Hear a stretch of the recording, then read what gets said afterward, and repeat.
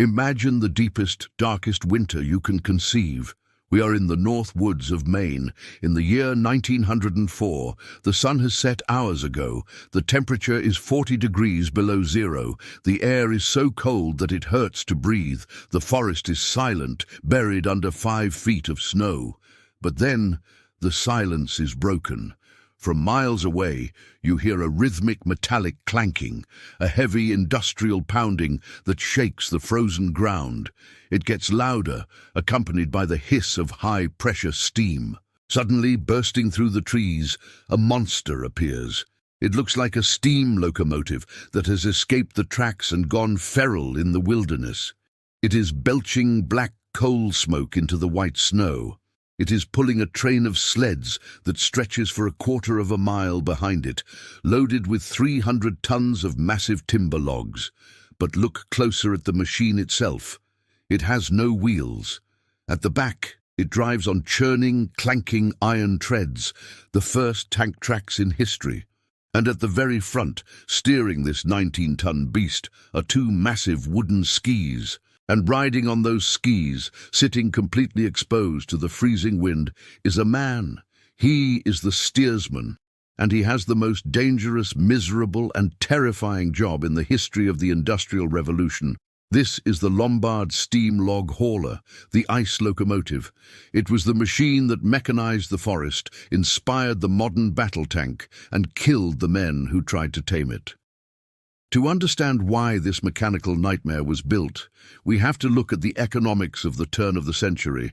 The world was hungry for wood. Cities were being built. Railroads needed ties. Paper mills needed pulp. The timber barons of the Northeast had stripped the easy forests near the rivers. Now they had to go deeper into the wilderness. But they had a logistical wall. Horses and oxen were flesh and blood. They could only pull so much weight. In deep snow, a horse is useless. It sinks. It freezes. It gets exhausted. For decades, the logging industry was limited by the muscle power of animals. Millions of dollars of timber sat rotting in the woods because there was no way to get it out. They needed a machine, but not just any machine. A railroad was too expensive to build for a temporary logging camp. They needed a locomotive that could take its own road with it. Enter Alvin Lombard. He was not a university-trained engineer. He was a blacksmith from Waterville, Maine. He was a man who understood iron and fire. Legend says he got the idea while watching a woman crush a fly with a rolling pin. But the reality was pure mechanical intuition.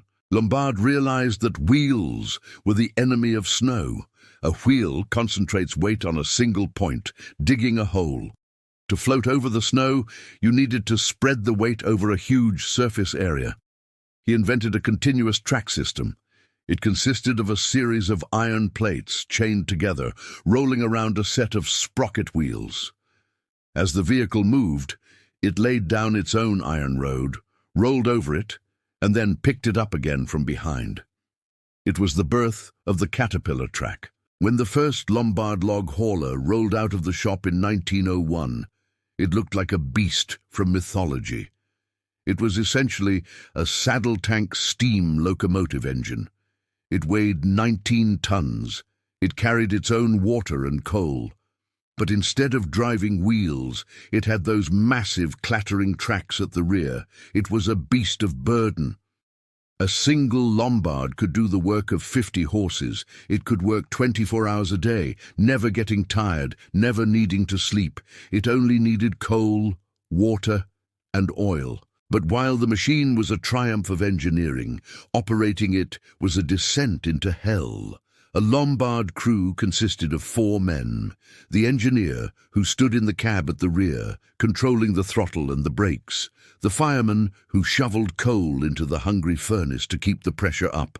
The conductor, who rode on the sleds behind. And finally, the steersman. The design of the Lombard had a fatal flaw for the crew. Because the boiler was so long and the engine was so loud, the engineer in the back couldn't see where he was going. He couldn't steer. So the steering wheel was mounted on the very front tip of the locomotive, 20 feet ahead of the cab. The steersman sat on a small, merciless iron seat, bolted directly to the frame above the skis. He was miles away from the warmth of the firebox. He was completely exposed to the Arctic elements. Imagine doing this job. You are moving at 5 miles per hour through a blizzard. That might sound slow, but when you are towing 300 tons of momentum on a slippery surface, it is terrifyingly fast. The wind chill cuts through your heavy wool coat. The snow, kicked up by the skis, hits you squarely in the face, freezing your eyelashes together.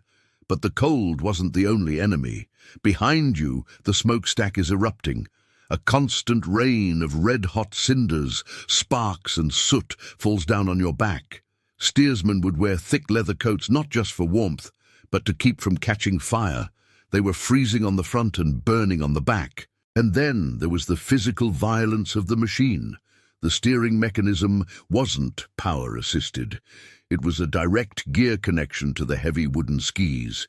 If the skis hit a hidden rock, a stump, or a rut in the ice, the iron steering wheel would spin violently. It was known as the kickback. If you didn't have a firm grip, or if your hands were numb from the cold, the spinning spokes could shatter your wrists or rip your thumbs clean off. It was a common injury. Veteran steersmen could be identified by their mangled hands. But the greatest terror for a Lombard crew wasn't the cold or the fire or the wheel. It was the water. To save time and build flatter roads, the logging companies often routed the ice trains over frozen lakes and rivers. A 19-ton locomotive vibrating and pounding on a sheet of ice is a risky gamble. The ice had to be perfect.